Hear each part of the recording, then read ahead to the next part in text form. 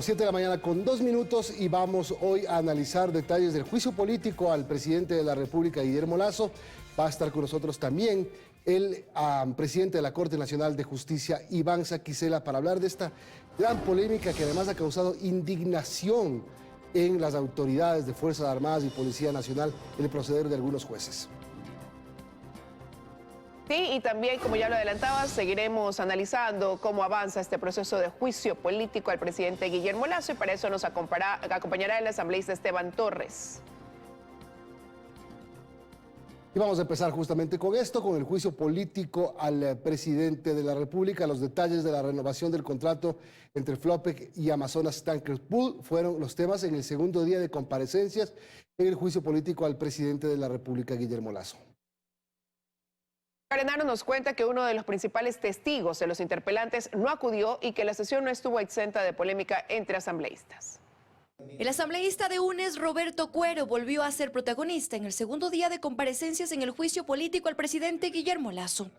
Nosotros no tenemos que probar si el presidente ha cometido peculado. Lo que tenemos que probar es su conexidad política en el posible cometimiento de ese delito. Esto, pese a que es parte de una de las bancadas proponentes del enjuiciamiento al jefe de Estado, y el proceso está justamente en etapa de práctica de prueba. No importa que no se demuestre el peculado. ¿Por qué es la acusación entonces, pues? Pero los señalamientos entre los legisladores no quedaron allí. ¿Y quién es el representante de Gumbor? ¿Quién negociaba en Flopec? ¿Raymond Cojut? En esa época yo no estaba ahí, pero sí. Raymond Cojut. Investigación, sí. Raymond Cojut, preso en los Estados Unidos por pagar $70 millones en sobornos a los funcionarios del gobierno de Correa. Ya supérelo, supere el tema del correísmo, supérelo. Asambleísta Villavicencio, ¿hasta cuándo? Estamos en otros menesteres. Este miércoles fueron convocadas 11 personas, pero solo comparecieron 8. Entre los ausentes estuvo Johnny Estupiñán, exgerente de Flopec y principal testigo de los interpelantes, pero envió sus argumentos en esta carta. Y lamento mucho que aquellos ciudadanos, exfuncionarios, que debían poner su cara ante el Parlamento y ante la Comisión, hoy no estén aquí. Y envíen una cartita. El almirante Estupiñán envía una carta torciendo la verdad. En la mañana compareció el actual ministro de Energía, Fernando Santos Alvite, y afirmó que no conocía los problemas que había entre Flopec y Amazonas Tankers. Sobre Flopec había rumores de que esos contratos eran lesivos o habían significado algún acto no ético. Pero rumores, no había ninguna sentencia. Quien sí afirmó haber alertado de las irregularidades en dicho contrato fue el exministro de Energía, Juan Carlos Bermeo. 2 días después, una vez que recapacita y se da cuenta que una decisión de esa naturaleza tiene un impacto serio, no solo en la economía del Flopec, sino en la parte operacional, porque ya se ha dicho aquí, las consecuencias de no contar con buques. En 2 días se retracta. En la tarde llegó el turno del exgerente de Flopec, Osvaldo Rosero, el que dijo que el contrato entre Amazonas Tankers no se podría terminar antes de lo previsto porque traía complicaciones para el país. ¿No? Y segundo, si lo terminara en febrero, bueno, entraremos en un arbitraje o en un juicio, porque la otra parte va a decir, usted me está afectando y hay un lucro cesante. Ese lucro cesante se estimó en $85 millones. Tampoco acudió Pilar Ferri, exgerente de Flopec. Danilo Carrera, cuñado del presidente Guillermo Lasso, fue liberado tras rendir una ampliación de su versión dentro del caso Encuentro por pedido de la Fiscalía. Fue retenido mientras se disponía a viajar a Estados Unidos. Posteriormente, mediante un comunicado, Carrera calificó esta acción como una ilegal retención. En la carta aseguró que ha sido dirigente deportivo y un empresario honesto por más de 6 décadas, que no tiene ni ha tenido deudas con la justicia. Además, que no es procesado en ningún juicio ni existen en su contra medidas como prohibición de salida del país, que solo pueden ser dispuestas por jueces. Por eso Carrera afirma que lo ocurrido la noche del 18 de abril, cuando estaba por viajar al exterior desde el aeropuerto Guayaquil, fue un atropello. La Fiscalía denuncia el abuso de la capacidad fiscalizadora de los asambleístas del correísmo. Cientos de pedidos de información sobre casos en reserva y decenas de comparecencias en el legislativo suponen, según la Fiscalía, la intención de hostigar a la máxima autoridad. Que son cientos, calculan unos 600 pedidos de información que han llegado a Fiscalía desde el 2019 y de parte de los asambleístas de todas las bancadas. No obstante, hay una inusual insistencia por parte de los legisladores de UNES respecto de casos que están en proceso de investigación y en reserva. Esto ha motivado la protesta pública de Fiscalía, que a través de un comunicado dice que, bajo el malentendido amparo fiscalizador y el abuso del mismo, han enviado un sinnúmero de oficios con el título Requerimiento de Información. Solicitan datos que corresponden a investigaciones previas que cuentan con reserva de ley. Una de las solicitantes recurrentes es la asambleísta Gisela Garzón. No ve un problema que se pida información, pero reconoce que en algunos casos se trata de temas con reserva de ley. Pongo un ejemplo. La expresidenta de la Asamblea Nacional, Gabriela Rivadeneira, ha sido llamada por Fiscalía Mexicana por pedido de Fiscalía Ecuatoriana en 4 ocasiones.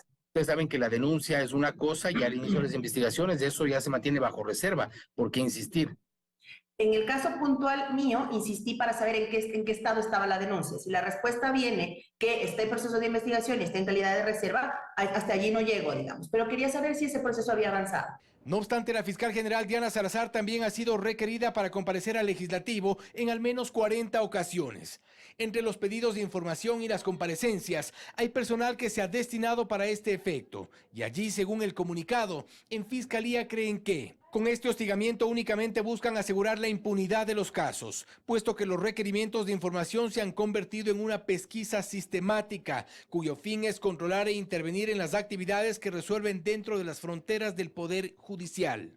A esto se suman otros pedidos relacionados a temas personales de la máxima autoridad de Fiscalía. Uno lo hizo la asambleísta Ana María Raffo. La Fiscalía responde. El hostigamiento ha escalado a nivel de entrometerse en la vida personal de la fiscal general del Estado, como en una solicitud de la asambleísta Ana María Raffo. La asambleísta Raffo, a través de su cuenta de Twitter, responde sobre su pedido, que ha sido causa de molestia en Fiscalía.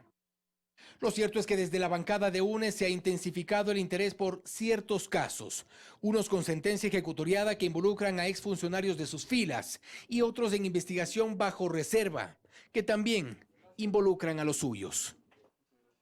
Tras la liberación de Elvi Rolando Zúñiga Girón, alias Elvi, identificado como líder de los Tiguerones, el Consejo de la Judicatura resolvió suspender en funciones a Luis Alberto Ceballos Vintimilla en calidad de juez de la Unidad Judicial Multicompetente Penal de Quinindé.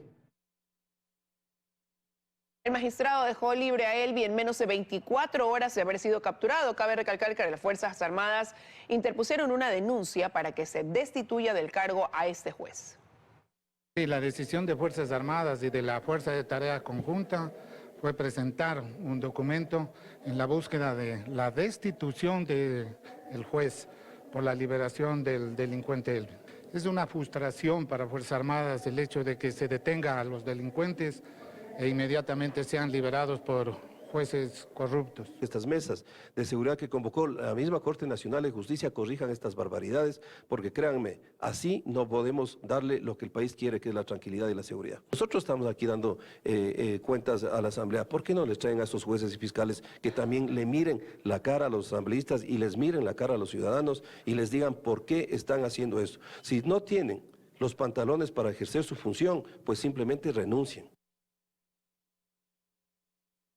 Y en menos de 24 horas también salió en libertad un presunto cabecilla de la banda criminal Las Águilas. La Unidad Judicial Multicompetente de Yaguachi y Guayas ordenó la libertad de Darwin Camposano, alias La Mole, capturado tras un intenso tiroteo en Yaguachi. Además, quedaron libres otros 4 de los 11 detenidos en ese operativo, en ese enfrentamiento. En la audiencia se ordenó la libertad de 4 de los capturados al no haberse formulado cargos según la resolución judicial, mientras a 7 de los detenidos se les dictó prisión preventiva. Los detenidos son sospechosos de delitos como extorsión, asesinato y robo en ejes viales. Para cometer este último delito, la banda incluso tenía un centro de monitoreo con cámaras de vigilancia en las carreteras que unen Yaguachi, Durán y Milagro. 7:11 de la mañana, y durante la audiencia de revisión de medidas dentro del caso Sinohidro, el fiscal general subrogante pidió prisión preventiva para 10 procesados que han incumplido la presentación periódica, entre ellos el expresidente Lenín Moreno, su esposa y su hija. María Gracia Acosta nos informa que el fiscal también solicitó que Interpol sea notificada para localización y captura. Además de los pedidos de revisión de medidas que fueron solicitados por 6 procesados en el caso Sinohydro, que se sigue en contra de 37 personas por supuesto cohecho, el fiscal general subrogante Wilson Toainga también hizo un pedido al juez de garantías penales de la Corte Nacional de Justicia, que se dicte prisión preventiva en contra de 10 personas que han incumplido la presentación ante la autoridad. Estos son el expresidente Lenín Moreno Garcés, su esposa Rocío González de Moreno, su hija Irina Moreno González, además los procesados Pablo Satizábal, Cae Rungo, Mauricio Pérez, Javier Macías Carminiani, María Auxiliadora Patiño, Liu Ashen y también quien se presentó una sola vez, Francisco Casteló León. Tras este pedido, el abogado del expresidente Moreno dijo que no quería adelantar criterio y explicó que solicitaron que tanto él cuanto su esposa se presenten ante la Embajada de Ecuador en Paraguay. La una es que tiene 70 años. Cumplidos el 19 de marzo, y la otra es que es una persona con discapacidad y que es de conocimiento público, ni siquiera debíamos nosotros demostrar aquello. El fiscal además solicitó al juez que para las personas para quienes pide prisión y no están en el país, se notifique a Interpol para localización y captura. Otros procesados también hicieron varias solicitudes en la audiencia, como presentarse en la corte de sus ciudades, cambiar la orden de inmovilización de cuentas por la no enajenación de algún bien por el monto por el que lo señalan. Y vamos a solicitar a la Corte Nacional de Justicia que nos cambie las presentaciones periódicas, que son cada 8 días. Vamos a solicitarlas para ver si se las puede hacer entre 15 a 30 días. Fiscalía General del Estado formuló cargos por una presunta red de corrupción que se habría beneficiado de alrededor de $76 millones en sobornos de la empresa Sinohydro, que habría operado entre 2009 y 2018. El juez de garantías penales anunció que tomará su tiempo para decidir acerca de los requerimientos efectuados en la audiencia. 13, 5 personas naturales y 5 empresas se enfrentan a un juicio penal por el delito de lavado de activos. La audiencia de juzgamiento se instaló de forma presencial y telemática ante un tribunal de garantías penales del Guayas. Israel N., Johanna Z., hermano y media hermana de Leandro Norero respectivamente, así como Lina R., Carlos P. y Pablo C., son señalados por Fiscalía por su presunta participación en el delito de lavado de activos por un monto cercano a los $13 millones, al parecer provenientes del narcotráfico. Estábamos hablando del caso Norero, 7:14. Vamos a hacer una pausa. Enseguida regresamos.